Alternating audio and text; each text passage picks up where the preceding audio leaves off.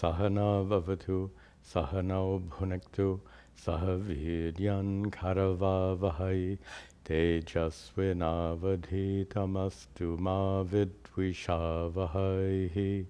Om Shanti Shanti Shanti. Om. Checking all of this. Looks okay. Good. Welcome back to our weekly Bhagavad Gita class. Last week we concluded Chapter 3, Karma Yoga.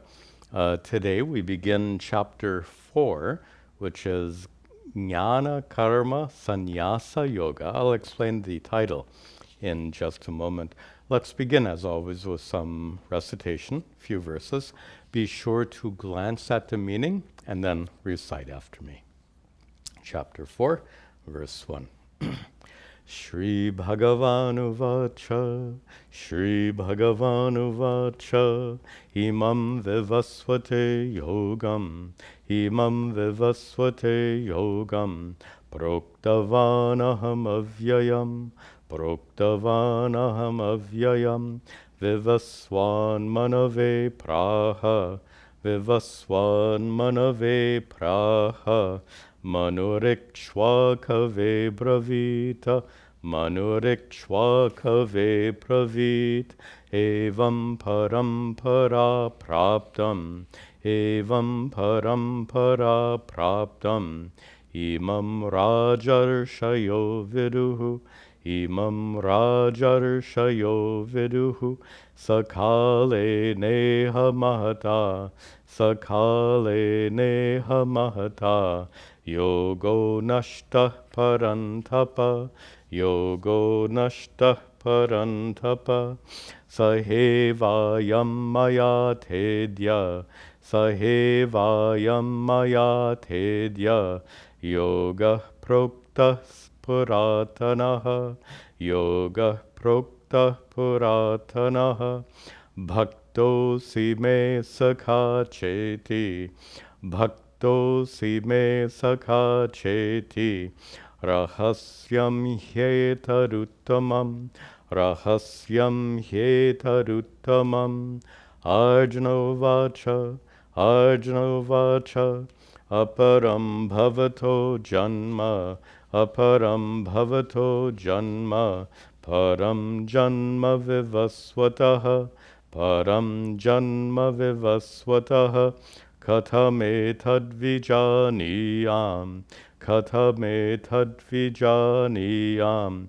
Tvamadau Proktavaniti, Tvamadau Proktavaniti, Shri Bhagavanu Vacha, Shri Bhagavanu Vacha, Bahuni me vyatitani, Bahuni me vyatitani, Janmani tava charjuna, Janmani tava charjuna, Tanyaham Veda Sarvani, Tanyaham Veda Sarvani, Natvam Veta Parantapa, Natvam Veta Parantapa, Ajopi San Avyayatma, Ajopi San Yavyayatma, Bhutanamishvaropi San, Bhutanamishvaropi San. Prakritam swamadishtaya, Prakritam swamadishtaya, Sambhavam yatma mayaya, Sambhavam yatma mayaya, Yada yada hi dharmasya, Yada yada hi dharmasya, Glanir Bharata, Glanir Bharata, Abhyuttanamadharmasya, Abhyuttanamadharmasya, Tadatmanam srajamyaham, Tadatmanam srajamyaham, Paritranaya sadhunam, Paritranaya sadhunam, Vinashaya cha dushkritam, vinashaya cha dushkritam dharma samsthapanarthaya sambhavami yuge yuge sambhavami yuge yuge. Those are the opening verses of chapter 4. Some of those verses may have sounded quite familiar to you. We'll discuss them in just a moment. So chapter 4 has an elaborate title. By the way, the titles of each chapter are not part of the original scripture. The original scripture, of course, is the Mahabharata. The titles of each chapter were added by later teachers, and the title that's traditionally given to chapter 4. By the way, there are actually alternate titles which can be given to these chapters, but the most common title for chapter 4 is Jnana Karma Sannyasa Yoga. That's showing up, yeah. And here yoga means not practice, but it means topic or subject matter or chapter title. And the reason we know that is chapter 1 is Arjuna Vishada Yoga. You won't take yoga in the sense of spiritual practice. There's no such thing as practicing the Vishada, the sadness and depression of Arjuna. So clearly, yoga doesn't always mean spiritual practice. Here, it means topic. And our topic here is Jnana Karma Sannyasa. Jnana, as you probably know, means knowledge. And Karma Sannyasa is one compound word, meaning the renunciation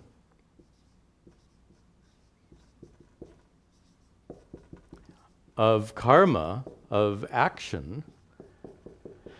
And the renunciation of action actually as a compound has several meanings. We're going to be dealing with multiple meanings for a while now. When we get to chapter 5, which is Sannyasa Yoga, we'll find that the word sannyasa in chapter 5 actually has 5 different meanings. So be prepared for multiple meanings to be used in these texts. Here, karma sannyasa, the renunciation of actions, that term can be used in 3 distinctly different ways. One way is the lifestyle of sannyasa, which means giving up your normal activities, giving up performance of rituals in the old days, taking to this cloth, living a life where you're dependent on others for your livelihood and being devoted exclusively to spiritual life. The life of a Hindu monk, the life of a sannyasi, is one of 3 meanings. The next, karma sannyasa, is a kind of karma yoga we discussed in chapter 3. Of course, karma yoga was the title of chapter 3. And in chapter 3, we saw a sannyasa, a renunciation of raga dvesha. So to renounce raga dvesha means, let me use different terms. We change our orientation. Remember this discussion. The orientation of raga dvesha is changed to being your motivation for action, which is typically raga dvesha. That ordinary motivation is renounced, and your motivation instead is dharma. To use simple language, we're running out of room. To use simple language, to give up your own agenda, raga dvesha, for the sake of pursuing dharma, which contributes to your spiritual growth. That's a kind of karma sannyasa. Instead of renouncing the action, it's a renunciation in terms of attitude, which is karma yoga, a renunciation of raga dvesha, a renunciation of the motivation in which you seek to fulfill your likes and dislikes, and instead you focus on Dharma. And just to fit in the last one, that's going to show up? I hope so. We'll make it a little higher. So the third of these, of this renunciation of action, is is in terms of knowledge. An enlightened person has figuratively renounced all action, karma sannyasa, but through knowledge, a renunciation through knowledge. And that renunciation through knowledge means recognizing that your true nature as Atma doesn't do anything at all. Your true nature as Atma is not engaged in worldly activities at all. So this is a renunciation in terms of knowledge. We'll say knowing Atma as non-doer. By the way, the whole title, Jnana Karma Sannyasa, could mean that third meaning. No, the knowledge that is the renunciation of karma, or the renunciation of karma through knowledge. So if you take the title as two words, you can get these first two meanings. And if you take the title as one long compound word, you can get to this third meaning, which is renunciation of karma by knowing your true nature to be Atma, which is not engaged in worldly actions at all. Okay, more than enough, just so when you see this complicated title, you'll know what's going on. And we'll see a number we'll see that developed a little later in a chapter. This chapter actually begins with a side topic. And let's begin, and we'll see that side topic immediately. It has to do with Sri Krishna as an avatara, as an incarnation of Lord Vishnu, who has come to this worldly abode to help people. We'll see that in just a moment. Let's see the opening verses here.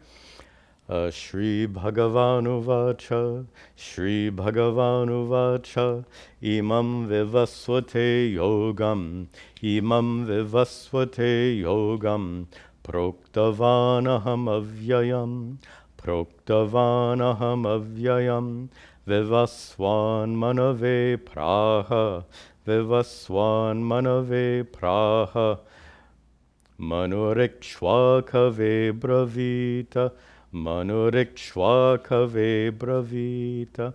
So chapter 4 begins with Sri Krishna addressing Arjuna with a whole new topic. So chapter 3 ended with that discussion about raga and dvesha being the enemies that need to be controlled. That was a concluding topic in chapter 3. So we begin chapter 4 with an entirely new topic introduced by Sri Krishna, who says, look at the second line, he says, Proktavan aham. Aham is the pronoun I. Sri Krishna says, aham, I who am avyayam, the immutable, eternal one, I who am immutable and eternal. Actually, that avyayam goes elsewhere. Sorry, avyayam is not an adjective to aham. My mistake. So aham, I, proktavan, I said what? I told what? Imam avyayam yogam. That's where avyayam has to come.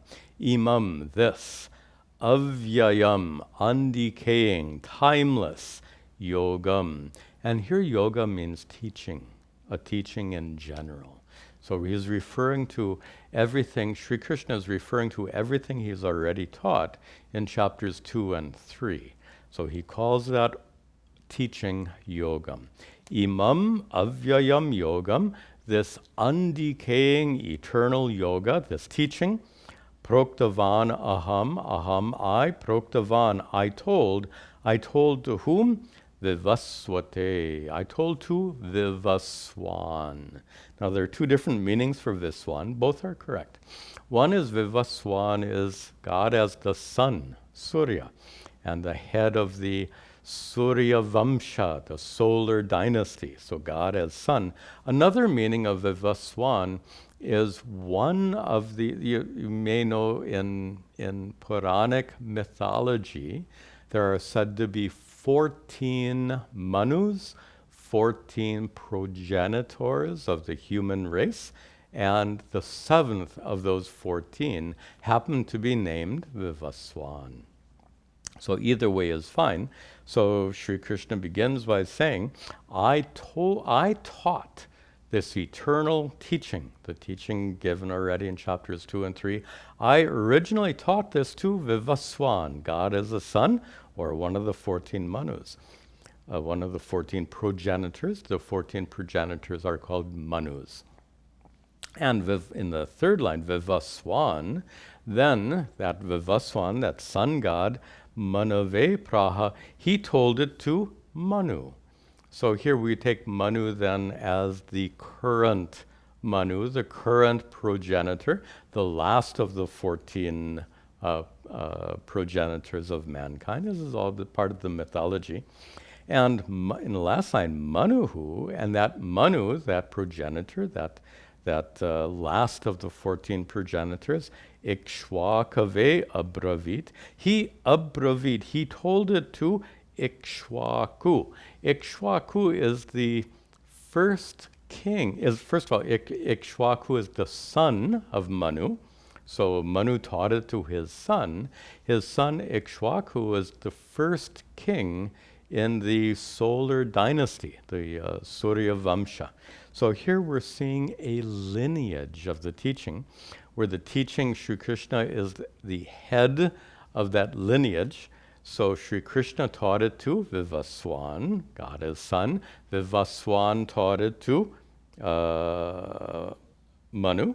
Manu taught it to his son, Ikshwaku. So we have these four steps from Krishna to Vivaswan, from Vivaswan to Manu, from Manu to Ikshwaku. This is the Puranic lineage of how these teachings originated.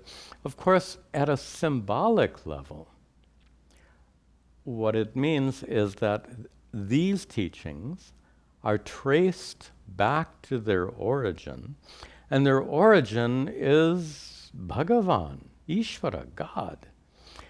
Everything that exists can be traced back to its origin, Ishvara, and why should knowledge be any different? If the entire universe can be traced back to Ishvara as its origin, then all the wisdom in this universe can similarly be traced back to Ishvara. That's the symbolism of this verse. Let's continue.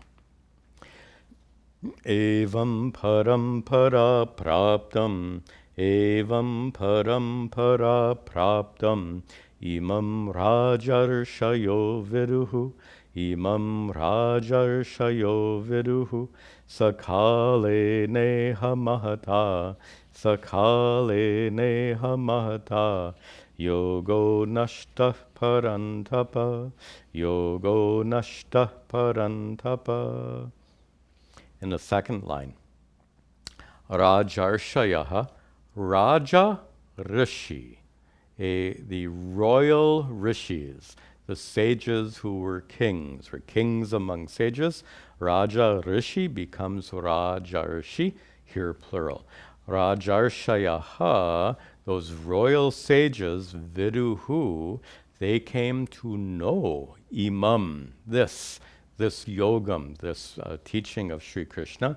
They came to know it in the first line, evam, thus, parampara praptam, thus being praptam, being acquired, parampara, through this lineage. Parampara in vernacular languages often means tradition, but more technically it means lineage. Param, one after another after another. So parampara can mean tradition, but a better translation is lineage, or here I have succession. So the royal sages came to know these teachings of Sri Krishna in this way, evam, through this lineage that started with Krishna, came down through Ikshvaku, and then to these royal sages. But, excuse me, saha, and then drop down, yogaha, saha yogaha, that yoga, that teaching, nashtaha, was lost, was destroyed, but in the sense here is lost. It was lost. Kalena iha mahata. Iha, in the world, mahata, kalena, much. Mahata, kalena, over a long period of time.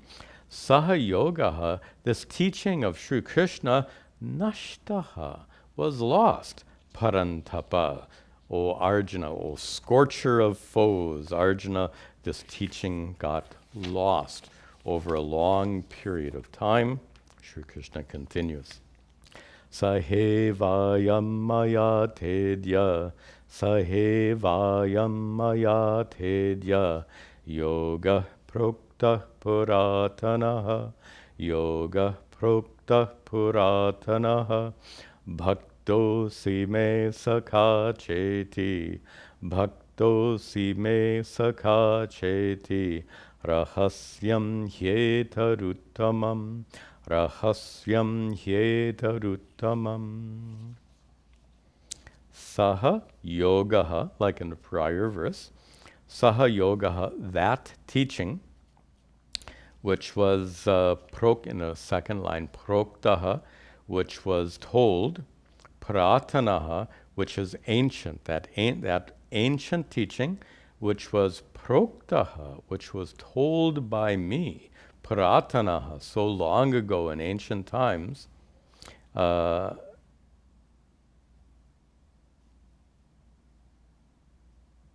in this first line, adya, today.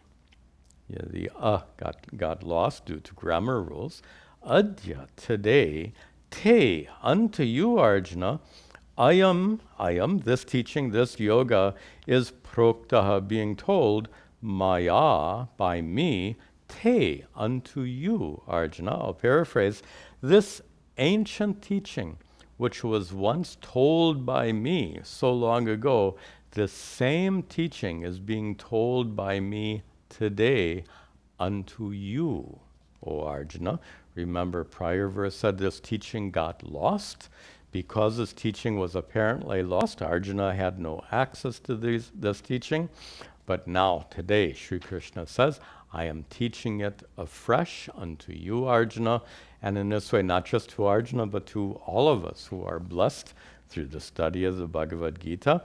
It is this teaching has been which was originally taught by Sri Krishna, is now being recovered and freshly taught. Why taught unto Arjuna? Because, in the third line, bhaktaha asi. O Arjuna, asi, you are me bhaktaha, you are my devotee, you are devoted to me. Me sakhacha iti, and you are my sakha, you are my friend. For these reasons, because you are devoted to me and because you are my friend, I am teaching this to you. And in the last line, rahasyam, he etat, breaking those words apart. He, indeed, etat, this. This is the uttamam rahasyam. This is the uttamam, highest rahasyam, secret. It is the highest secret. You can find several reasons. One is the highest secret because it's been lost for such a long time. But there is actually a nice joke that's often made about this. Something that's so secret is that which, if you tell it to someone, it often remains secret. This is the idea. These teachings of Sri Krishna, most people won't understand. They lack the preparation to understand these teachings. So Sri Krishna says it is the greatest of secrets because even when these teachings are taught to most people, these teachings remain secret. Those people having failed to fully grasp the intent of these teachings. So that is the Uttamam Rahasyam, the highest teaching. So with this introduction, Sri Krishna begins the fourth chapter, but now Arjuna is confused about something. Arjuna vacha, aparam bhavato janma, aparam bhavato janma, param janma vivasvataha, param janma vivasvataha, kathametad vijaniyam, kathametad vijaniyam, tvamadau proktavanati, tvamadau proktavanati. To get the context of Arjuna's question, go back to this first verse, where Sri Krishna says, Proktavanaham, in a second line, I told this teaching, Vivaswate, to Vivaswan. In the beginning, I originated this teaching by giving it, by imparting it unto Vivaswan, the sun god, so long ago, or the seventh of the Manus, the seventh of the progenitors. But this confuses Arjuna, who's looking at his friend, Krishna, who was clearly born, 30 years ago. I'm guessing Sri Krishna might have been about 30 years of age, roughly, at the time of the Mahabharata, at the time in which Sri Krishna taught the Bhagavad Gita to Arjuna. So if Sri Krishna is Arjuna's friend, maybe 30 years of age, Arjuna's confusion is, Saha eva ayam mayat. Oh, sorry, I'm looking at the wrong verse, no wonder. Aparam bhavataha janma. Bhavataha janma, your birth. Your birth was aparam, later compared to Vivaswan, God as son, or the seventh progenitor. Param janma vivaswataha. The vivaswataha janma, the birth of Vivaswan, God as son, or the seventh progenitor, param, was earlier. Your birth was later, more recent, and the birth of Vivaswan was param, was much earlier. Katam, then how? Etat vijaniyam, how am I to understand etat? How can I understand this? This what you've told me. What have you told me? You've told me that tvam, you, O Krishna, adau, at the beginning, proktavan, you told it to Vivaswan iti, at first. So Arjuna's confusion is very, very clear. Krishna is a contemporary character for Arjuna, whereas Vivaswan lived eons ago. So Arjuna can't understand how Krishna could say that Krishna himself was the one to teach Vivaswan so many eons ago. And this is Arjuna's question, to which Sri Krishna replies.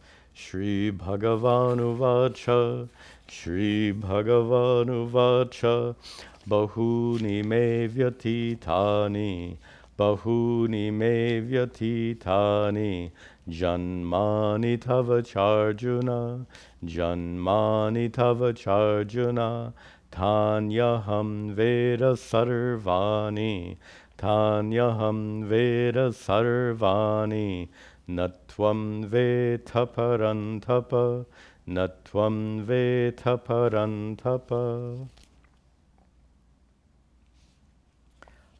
Bahuni me vyatitani janmani. Me, for me, Sri Krishna says. For me there have been bahuni, many, janmani, many births. Vyatitani, past. Sri Krishna says, for me, there have been many past births. Or to put it in this is in the passive voice, to put it in active voice, I have had many past lives. Tava cha, Arjuna. Here you can see the Sanskrit very clearly. There's no charjana. Cha, Arjuna, tava cha. And for you also, Arjuna, there have been many past births. This is a reference to the doctrine of reincarnation being an essential part of our doctrine of karma.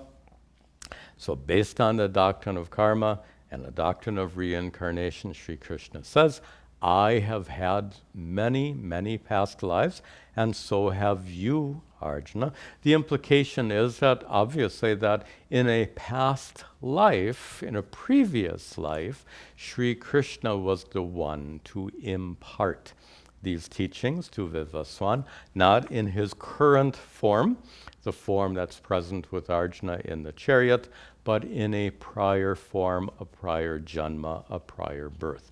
At that time, Sri Krishna imparted those teachings to Vivaswan. Now, Sri Krishna now anticipates a question, a further question of Arjuna, and that is, Sri Krishna obviously remembers his prior birth, but Sri Krishna says Arjuna has also had many prior births, but Arjuna can't remember any prior births. Can you? I can't remember any prior births. And Sri Krishna explains this. Tani aham veda sarvani. Aham, I. Tani sarvani, tani, them, sarvani, all of them, all of those prior births, aham veda, I know, I remember all of my prior births, Sri Krishna says.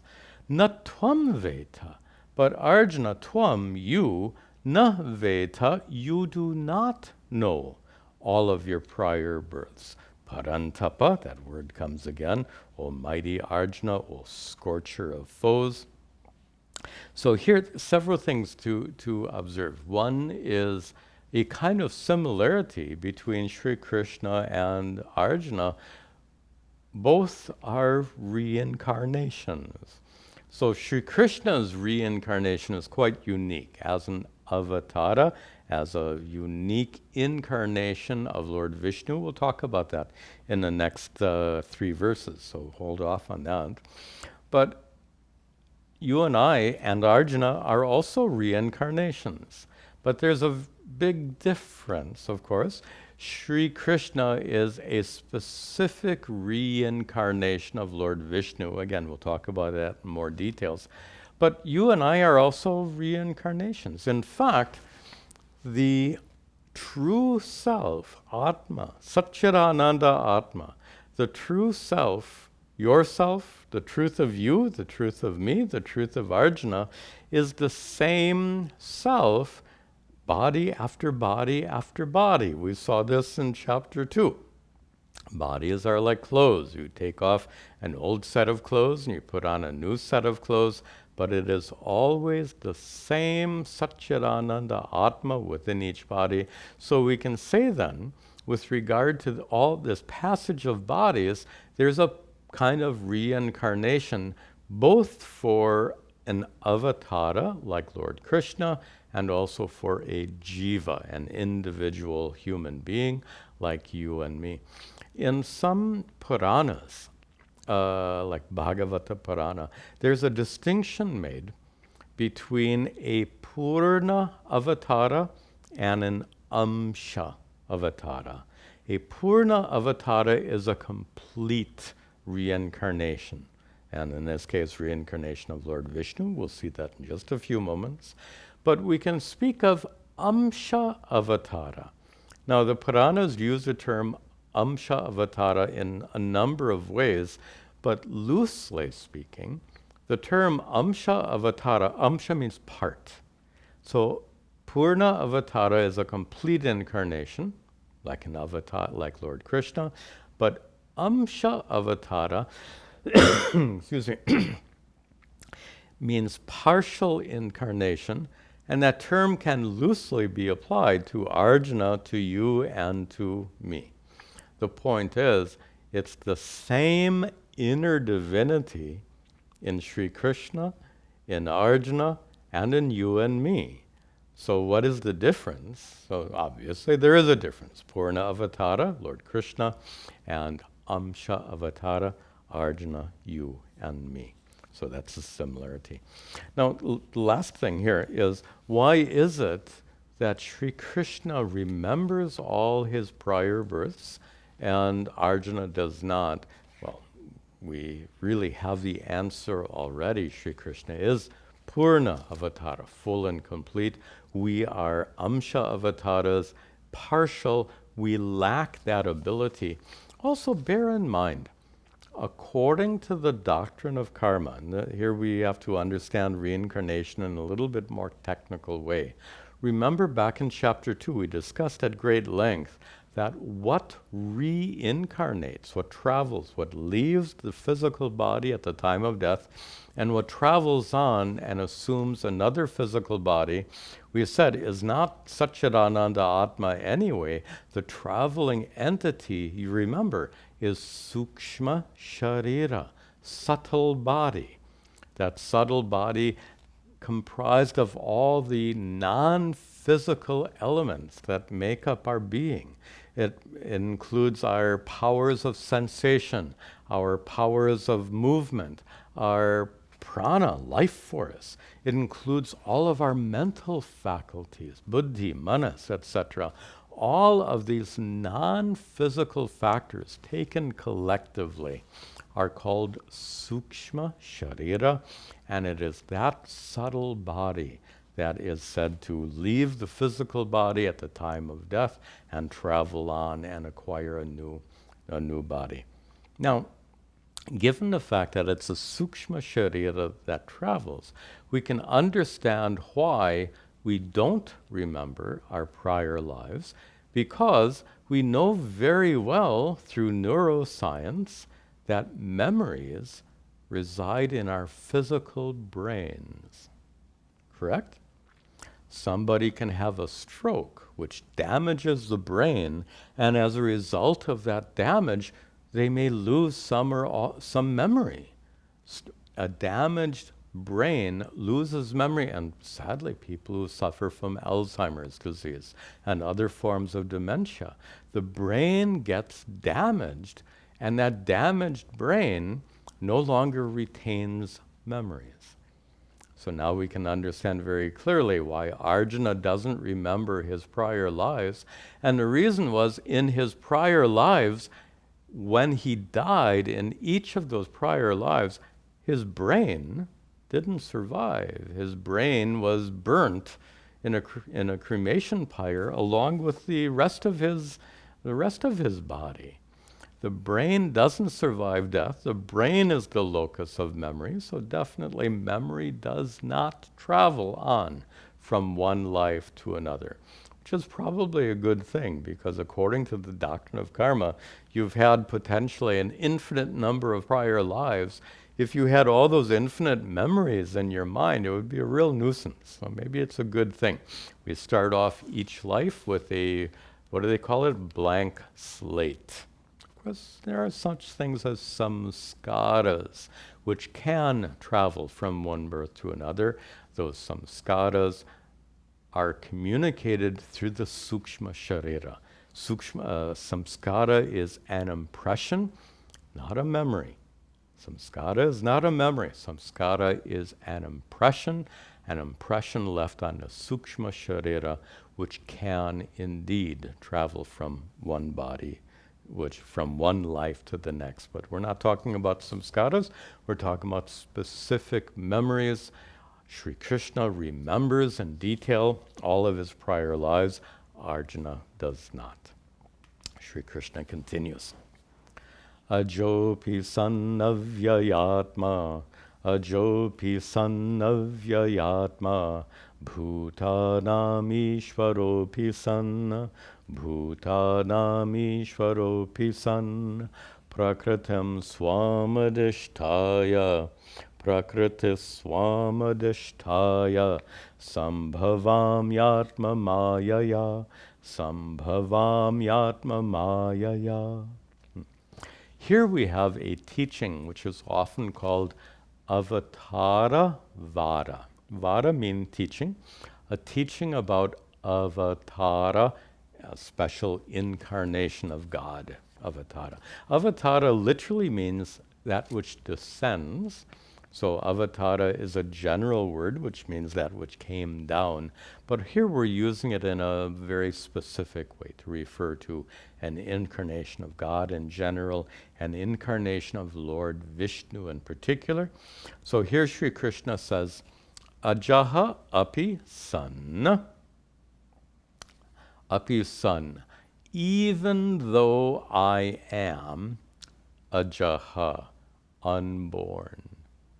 So here Sri Krishna is referring to himself not as an incarnation, because as not as an avatara. As an avatara, Sri Krishna was born. He was born some 30 years ago. I don't know details. Anyway, all the stories of Sri Krishna's birth, of course, you can find in the Bhagavata Purana. We won't discuss that here. So Sri Krishna was born, and he was born with a human form to a human father and a human mother. But he says now he's referring to himself not as an avatara, he's referring to himself as Lord Vishnu, as Ishvara, as Bhagavan, as the God of the cosmos. From that perspective, Sri Krishna says, Api san, even though I am ajaha, unborn. Krishna is born, but not Lord Vishnu. So even though I am born, avyaya atma, even though I am the eternal atma, my true self is avyaya, undecaying, unchanging, eternal. Bhutanam ishvaraha api san. That api san comes again. Api san, and even though I am, san is a participle. I am being. Even though I am Ishvaraha, Lord, Bhutanam, of all beings. Bhutanam Ishvaraha, the Lord of all beings, Api-san, even though I am the Lord of all beings, referring to himself as Vishnu, as Bhagavan. Even though that's all true, Sri Krishna says here, Prakritim swam adhishtaya. Swam prakritim. My prakriti, my nature, adhishtaya, controlling my nature. Maybe we can paraphrase that by saying, having complete, he's referring to himself as Vishnu. Vishnu controls everything. If Vishnu is the God of the universe who can control everything, so certainly Vishnu can have control over himself. Swam prakritim adhishtaya, having control over my own nature. And last line, Sri Krishna says, Sambhavami, I take birth. Sambhavami, I take birth.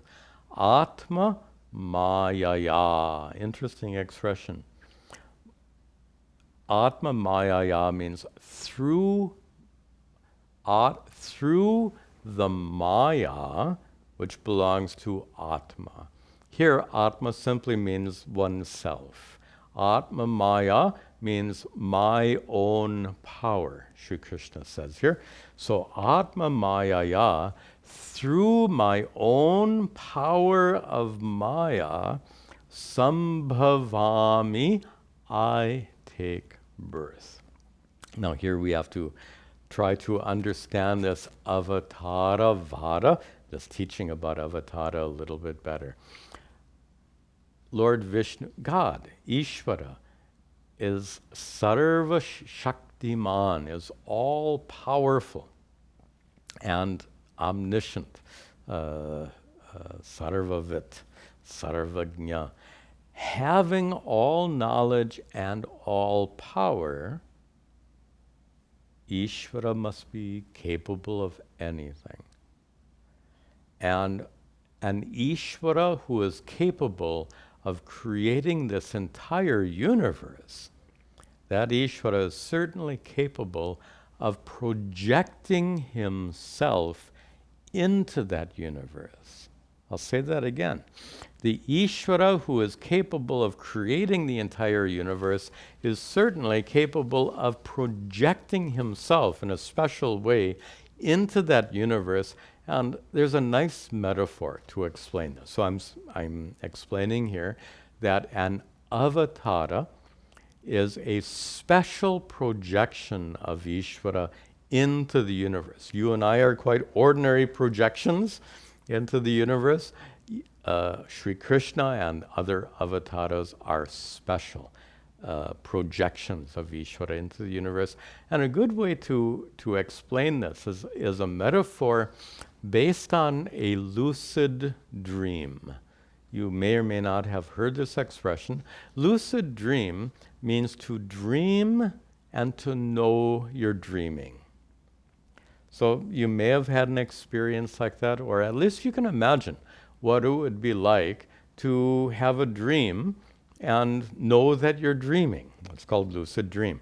And to take this further, suppose what you are experiencing right now is a lucid dream.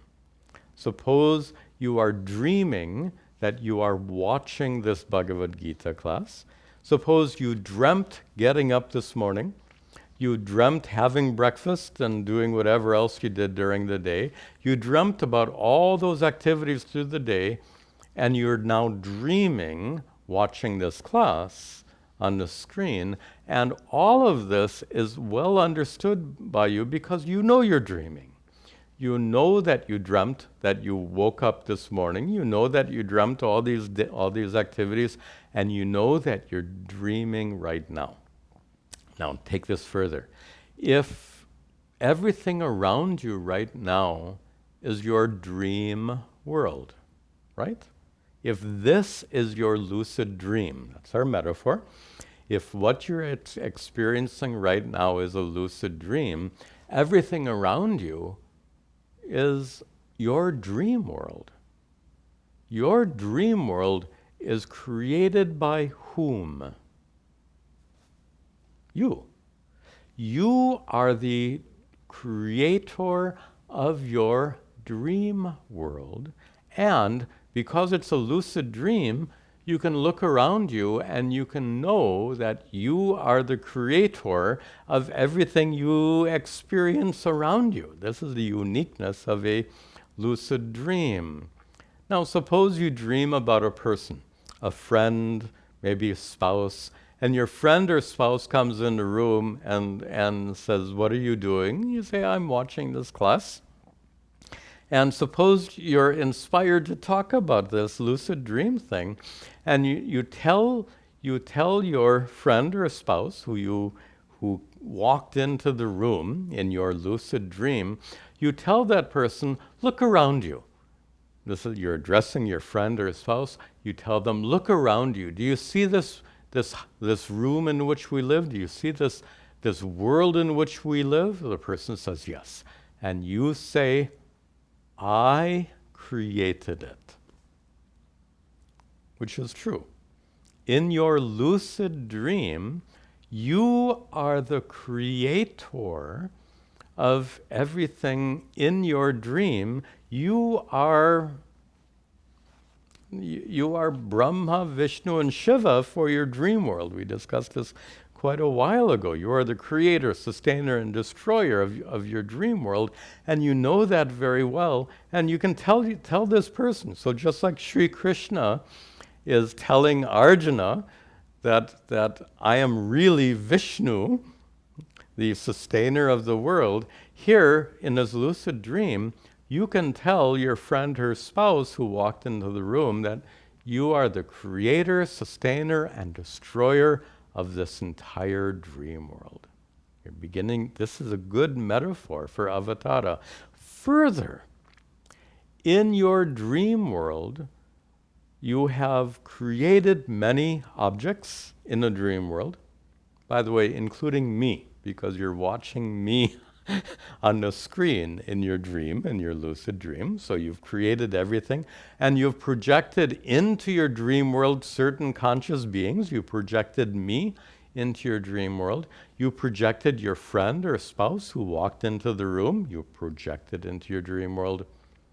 Also, you projected yourself into the dream world. As the dreamer, you're really the one laying in your bed with your eyes closed. But in this lucid dream, you have projected yourself as a character who's going through the daily activities and currently watching this Bhagavad Gita class. So there's you, the dreamer, and then there's you, the character projected into your dream world. You get it, right? That's the metaphor for the avatara. You, the dreamer, can project yourself into the dream world in the same way. Ishvara, the God of the cosmos, or here Lord Vishnu, can project himself into the world, in this case as Lord Krishna. So this is there's more to discuss, but this is one way of understanding Ishvara as avatara, as an incarnation, a special projection into the world. Let's continue. Yada yada hi dharmasya, yada yada hi dharmasya, glanir bhavati bharata, glanir bhavati bharata, abhyuttanam adharmasya, abhyuttanam adharmasya, tadatmanam srajamyaham, tadatmanam srajamyaham. For many of you, this verse and the next verse will sound really familiar, because if you watched the Mahabharata serial, the TV shows back in the 1980s, the production of B.R. Chopra, he began and ended each episode was started and ended with these two verses.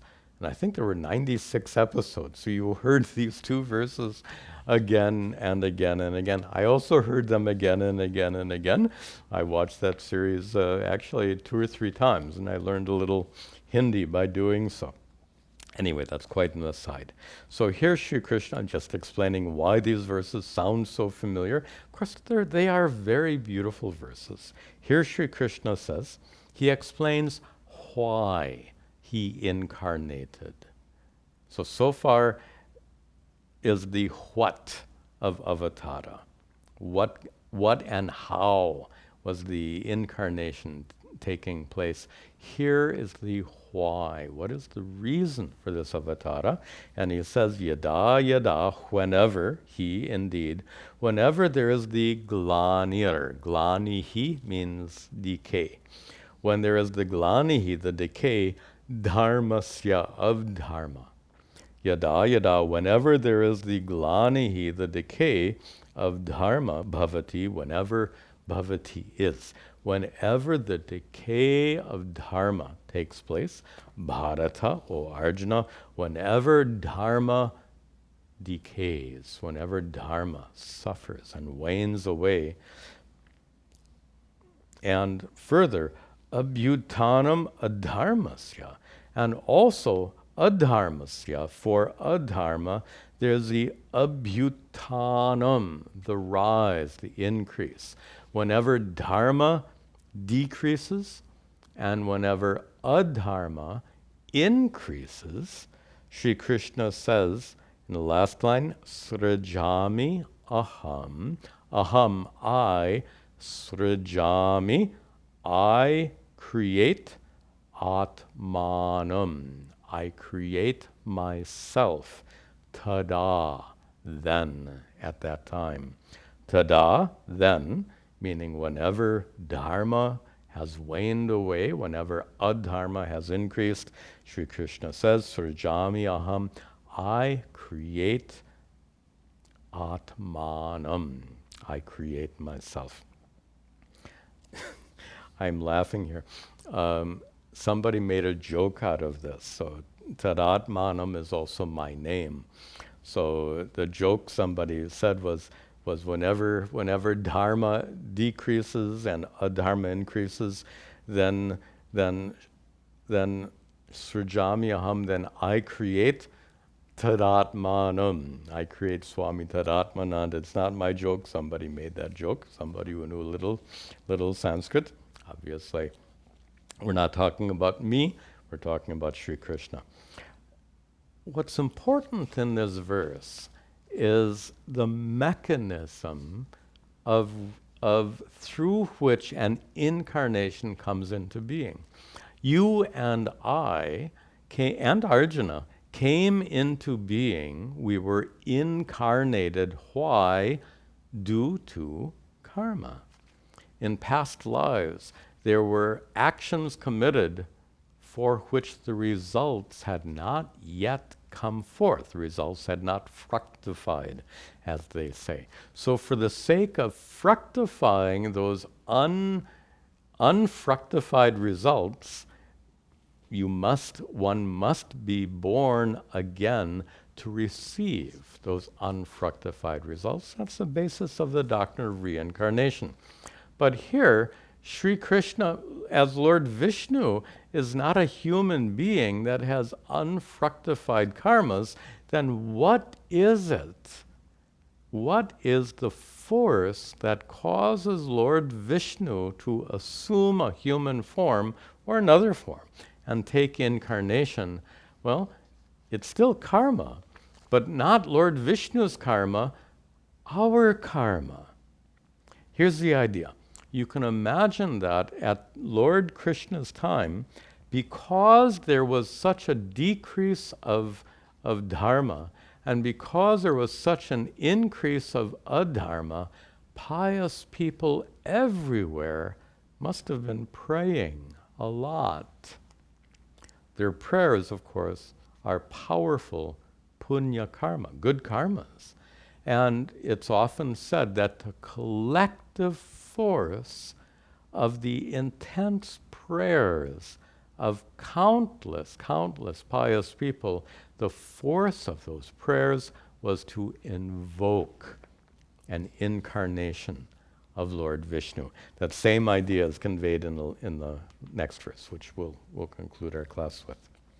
Sri Krishna continues, Paritranaya sadhunam, Paritranaya sadhunam, Vinashaya cha dushkritam, Vinashaya cha dushkritam, Dharma samsthapanartaya, Dharma samsthapanartaya, Sambhavami yuge yuge, Sambhavami yuge yuge.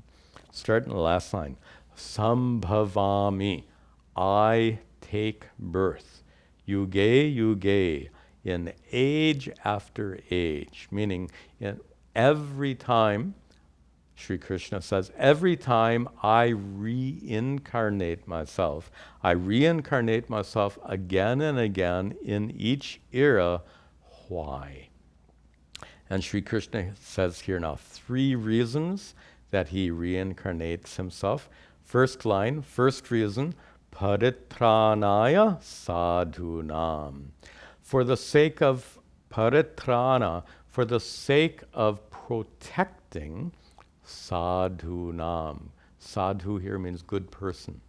So for the sake of protecting good people, vinashaya cha dushkritam, cha, and vinashaya, for the sake of destroying dushkritam, bad people. Reason 1, for the sake of protecting good people. Reason 2, for the sake of destroying evil people. And the third reason, dharma samsthapanartaya. Excuse me. Samstapana, establishing. Samstapanartaya, for the sake of establishing dharma, for the sake of firmly or re-establishing dharma, for these 3 reasons: to protect good people, to remove harmful people, and to re-establish dharma. For these 3 reasons, I incarnate myself again and again. And here we see an expression of Ishvara as karma phala data. Remember, we used that expression before in our discussion on karma yoga. We say Ishvara is the data, the giver of karma phala, of the fruits of actions. So good people who do good karmas and good deeds and prayers, those good deeds and prayers should receive Ishvara's blessings. So to bless the good people who do good deeds and prayers, Sri Krishna reincarnates himself. The people who dushkritam, second line, those who commit harmful deeds incur papa karma, bad karma. They should suffer the consequence. To make those people suffer the consequences of their bad deeds, Sri Krishna incarnates himself again. And thirdly, to re-establish dharma. Dharma is the universal order that maintains the universe. Lord Vishnu is the sustainer of the universe, after all. So to re-establish dharma means to protect the universe, to protect all people. For these 3 reasons, sambhavami, I incarnate myself. And again, here Sri Krishna is speaking as Lord Vishnu, as Ishvara. So Sri Krishna says, sambhavami, I reincarnate myself. I take human birth, at least in the case of Sri Krishna, yuge yuge, in this yuga, in this era, and again in other yugas. So here we've had a brief introduction to Avatara Vada, the doctrine of Avatara. Much more we'll see in our next class.